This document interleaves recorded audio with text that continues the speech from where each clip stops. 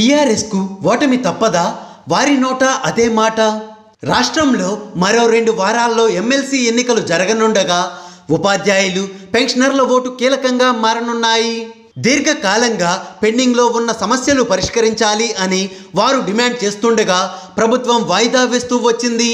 ఇప్పుడు ఎమ్మెల్సీ ఎన్నికల రూపంలో అవకాశం వచ్చిందని, ప్రభుత్వానికి తగిన గుణపాఠం చెబుతాము అనే ధోరణిలో ఉపాధ్యాయులు, పెన్షనర్లు ఉన్నట్లు తెలుస్తోంది.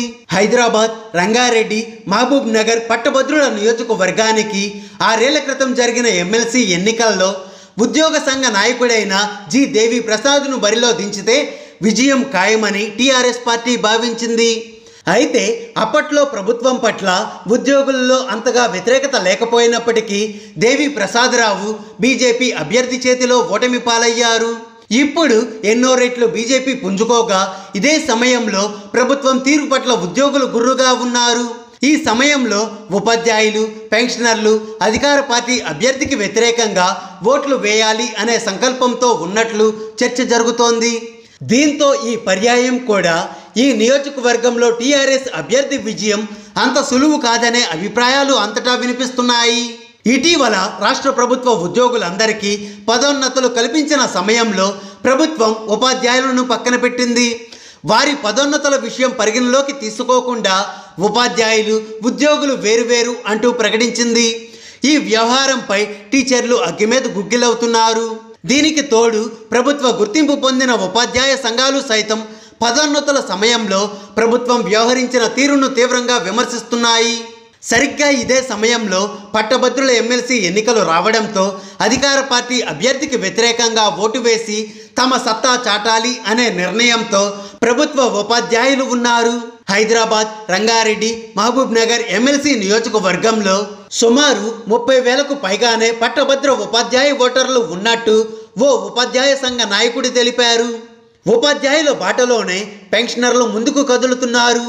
ముఖ్యంగా 70 ఏండ్లు పైబడిన వారందరికీ 10% పెన్షన్ పెంచాలని, వెల్నెస్ సెంటర్లో మందులు అందుబాటులో ఉంచాలని, మెడికల్ రీఎంబర్స్మెంట్ వీలైనంత త్వరగా ఇవ్వాలని, పీఆర్సీ ప్రకటించాలి అని పెన్షనర్లు చాలా కాలంగా డిమాండ్ చేస్తున్నారు. ఆంధ్రప్రదేశ్లో 70 ఏండ్లు దాటిన పెన్షనర్లకు 10% అదనపు పెన్షన్, 27% ఐఆర్ ఇస్తుందని, తెలంగాణలో ఆ సమస్యలు పరిష్కరించాలి అని కోరుతుండగా ప్రభుత్వం పట్టించుకోవడం లేదని వారు మండిపడుతున్నారు.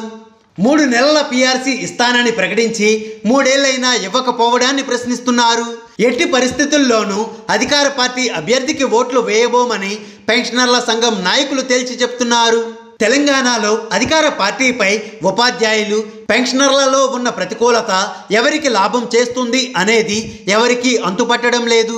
అధికార పార్టీని మినహాయించి ఎవరు వెళ్లి ఓటు అడిగినా ఓటర్లు ఒకే చెప్తున్నారు. ఎట్టి పరిస్థితుల్లోనూ టీఆర్ఎస్ అభ్యర్థికి ఓటు వేయబోమని వారు బహిరంగంగానే ప్రకటిస్తున్నారు. మరి టీఆర్ఎస్ పార్టీపై ఉన్న వ్యతిరేకత ఎవరికి లాభం చేకూర్చుతుంది అనే విషయంలో ఇంకా స్పష్టత లేదు. పట్టభద్రుల ఓటర్ తీర్పు ఎలా ఉంటుంది అనేది రాజకీయ పార్టీలు ఒక అంచనాకు రాలేకపోతున్నాయి. హాయ్ ఫ్రెండ్స్, మా టుడే టుమారో యూట్యూబ్ ఛానల్ చూస్తున్నందుకు చాలా థ్యాంక్స్. మరిన్ని లేటెస్ట్ వీడియోస్ కోసం వెంటనే సబ్స్క్రైబ్ చేయండి.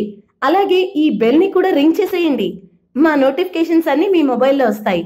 అలాగే మా వీడియోస్ మీకు నచ్చితే లైక్ చేయండి, షేర్ చేయండి, నచ్చకపోతే కామెంట్ చేయండి.